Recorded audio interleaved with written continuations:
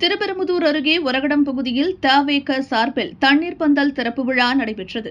காஞ்சிபுரம் மாவட்டம் திருப்பெரும்புதூர் அருகே ஒரகடம் பேருந்து நிலையத்தில் கோடை வெயிலில் மக்களின் தாகத்தை தீர்க்கும் வகையில் தமிழக வெற்றிக் கழகம் சார்பில் தண்ணீர் பந்தல் திறப்பு விழா நேற்று நடைபெற்றது.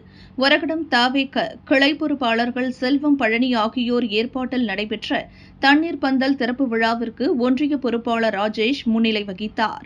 சிறப்பு அழைப்பாளராக காஞ்சிபுரம் மாவட்ட செயலாளர் SPK தென்னரசு கலந்து கொண்டு தண்ணீர் பந்தலை திறந்து வைத்து தர்பூசணி, வெள்ளரிக்காய், திராட்சை, அன்னாசி பழம், கிருணி பழம், வாழைப்பழம், மாம்பழம், மோர், பழஞ்சாறு உள்ளிட்டவை பொதுமக்களுக்கு வழங்கி நிகழ்ச்சியை துவக்கி வைத்தார்.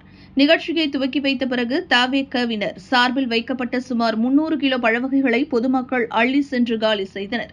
இந்நிகழ்ச்சியில் தவேக நிர்வாகிகள் சவுந்தரராஜன், ஆனந்த்ராஜ், பிரகாஷ், கவியரசன், கார்த்திகேயன், கார்த்திக், விவேக், தசரதன், தீபக், பிரதாப், ஜீவா, மூர்த்தி, தினேஷ், வினோத், சம்பத், ஏழுமலை முருகன், ராமமூர்த்தி, பிரேம்குமார், வினோத் மற்றும் ஆரம்பாக்கம் யுவராஜ் உட்பட பலர் கலந்து கொண்டனர்.